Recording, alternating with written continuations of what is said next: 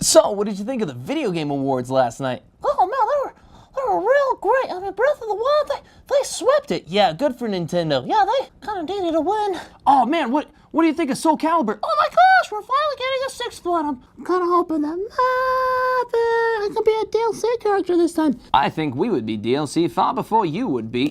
Clank, be quiet. That's so rude. Well, it's true. No, that's okay. I understand. I'm just a little guy. Yeah. So, we gonna talk about that Death Stranding trailer? Yeah, what was that? I don't know. I feel like Hideo's just trying to confuse us on purpose. I personally think that Hideo's a genius of her time. Nobody cares what the actual hell you think, Claptrap. Shut your fucking mouth. I will straight up choke a bitch. Zach, have you even written the episode of Geek yet? Leave your toys and go and do your job. Steve,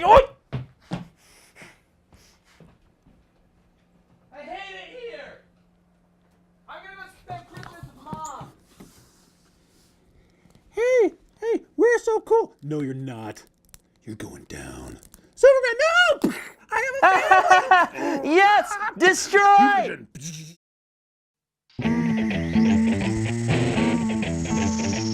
Hey Geek fans, welcome to the show that puts king stuff into stocking stuffer.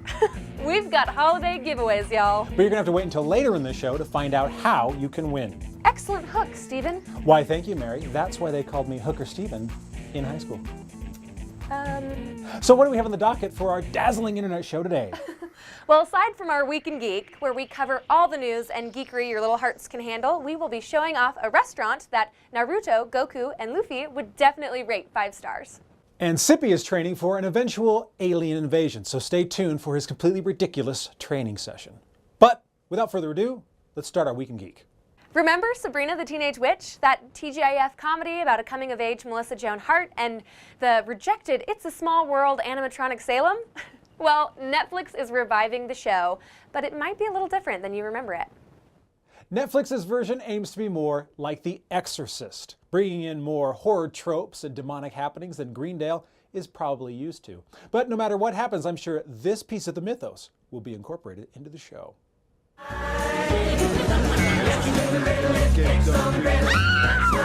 Rian Johnson, the director of Star Wars Episode 8, The Last Jedi, has been signed on to direct a new Star Wars trilogy separate from the Skywalker saga. In an interview with IGN, he said, quote, "Right now, there's all the freedom in the world," unquote, which should scare most fans. Remember the last time a Star Wars director was given all the freedom in the world? Do we really want to see CGI pairs again? Margot Robbie announced this week that another Harley Quinn movie is going into development. That means that before long, we're going to have more Harley Quinn movies than Superman movies. Let's go ahead and count these down. First, you have Suicide Squad 2, then a Joker Harley team-up movie, Gotham City Sirens, The Harley and the Quinn, 2 Harley, 2 Quinn, The Harley and the Quinn, Gotham City Drift, Harley and Quinn, Harley 5, Harley and Quinn 6, Quinn 7, and Fate of the Quinrius. And because Margot Robbie is starring, I will be saying every single one. Looks like Olaf isn't as hot as Disney thought he was. Many fans complained about having to endure the 21-minute short before the critically acclaimed Coco. In response, the House of Mouse says that they are removing the featurette from all future screenings of the film. Many speculate this was because of fan backlash, but execs say that they were always planning on a limited release of Olaf's Frozen adventure. Here's actual footage of Disney execs commenting on the story.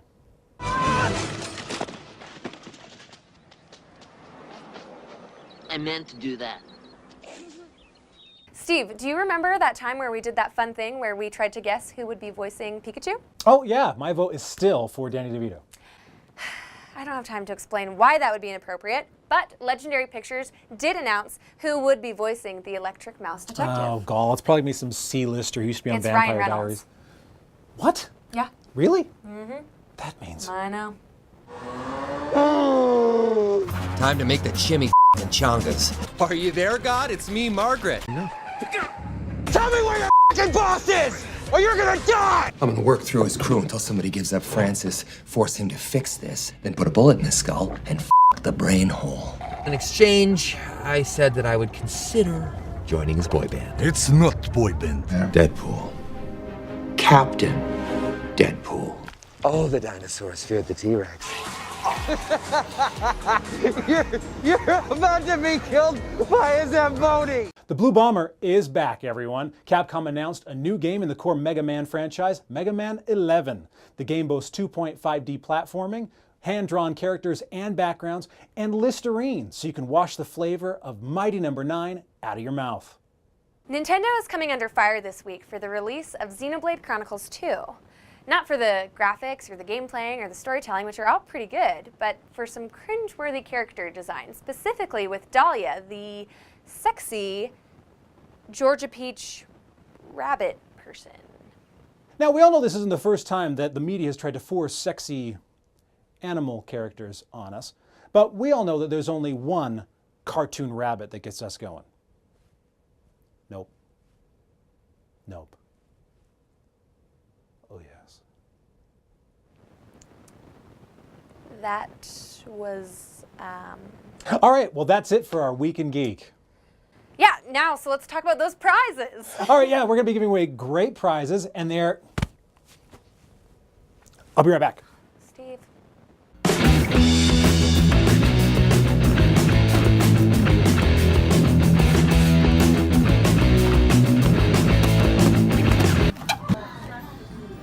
This one's for me.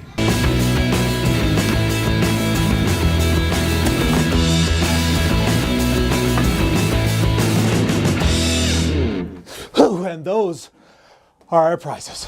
But stay tuned to the end of the show to see how you can win. Hey, Mary, have you ever watched food on television that just made you want to reach in and grab it? It looks so good. You mean like the Krabby Patty? Ooh, any sandwich that Shaggy made on Scooby-Doo. The Naco?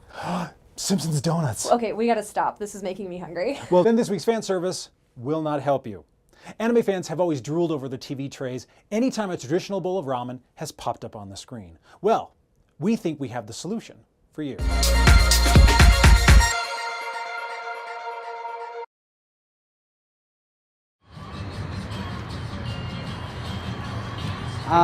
Originally from Mongolia, and I came to school in the United States in Los Angeles back in 2011.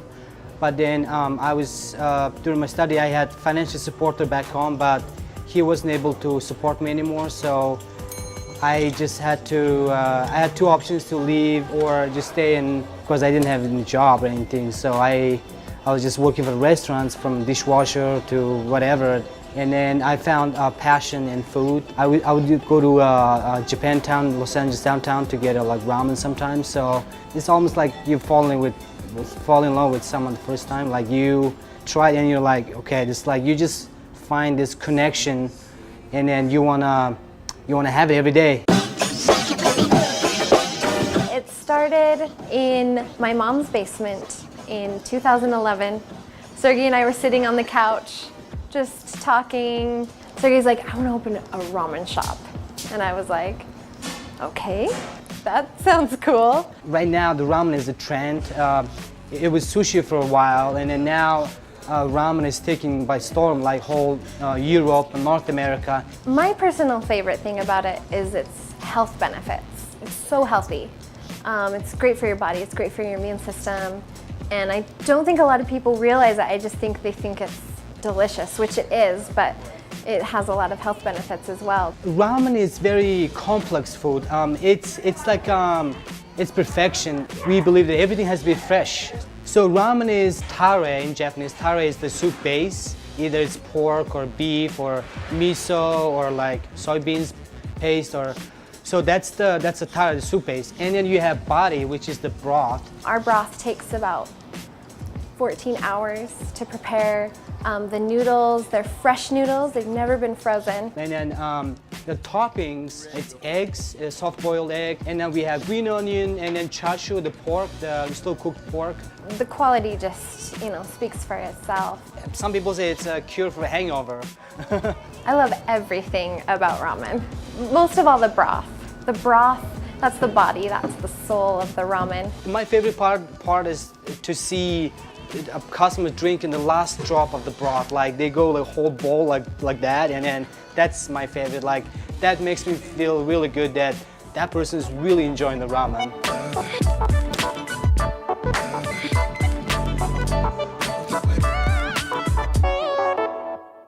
know, a lot of people think that the end of the world will be like Fallout. Or The Walking Dead. Or Keeping Up with the Kardashians. But there's one specific means of apocalypse that doesn't get explored very often, and Cippy's preparing for it in this week's Geeks.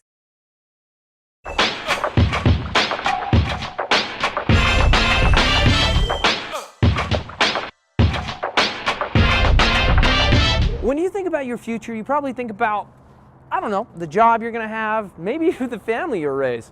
I think about jetpacks and, you know, the impending alien invasion that's gonna leave humanity completely helpless, and that dumb fugly family of yours is probably gonna get zapped up by alien tractor beams and anal probe like crazy. But not me. Oh no, I will be prepared for that alien war. See, I don't know what World War III is gonna be fought with, but I know what the war in the stars is gonna be fought with lasers, which is why I've come here to prepare myself. Found the door. I have come to learn how to fight aliens for the future of Earth. That'll be $8. That is very reasonable. Okay, if I'm gonna learn how to fight aliens, I'm gonna need your fiercest champion. Oh, yeah. That'll be Eric Daniel Martinez. He sounds like a fearsome warrior. He's 14. Ah, well, so do I pay here? Or? Yeah. Okay.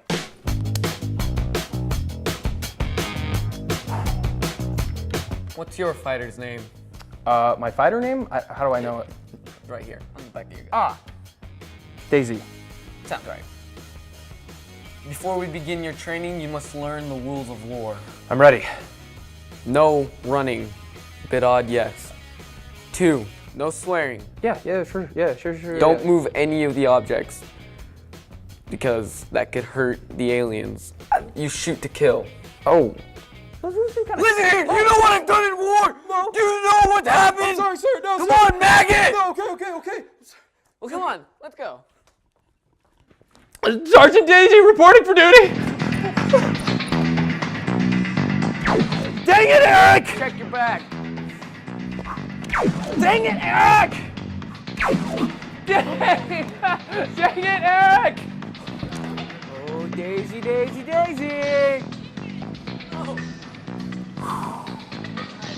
All right, Cip.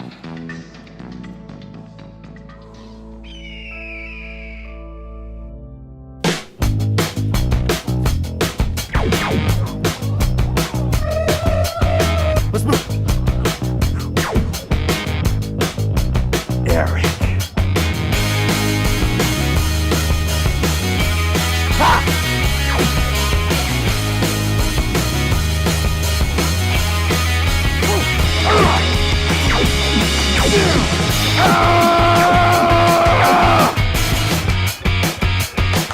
Peekaboo.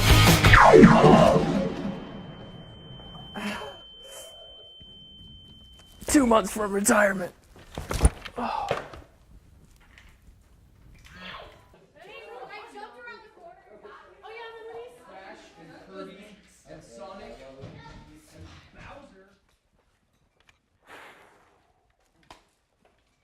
You know, despite that end, I think I actually did pretty good.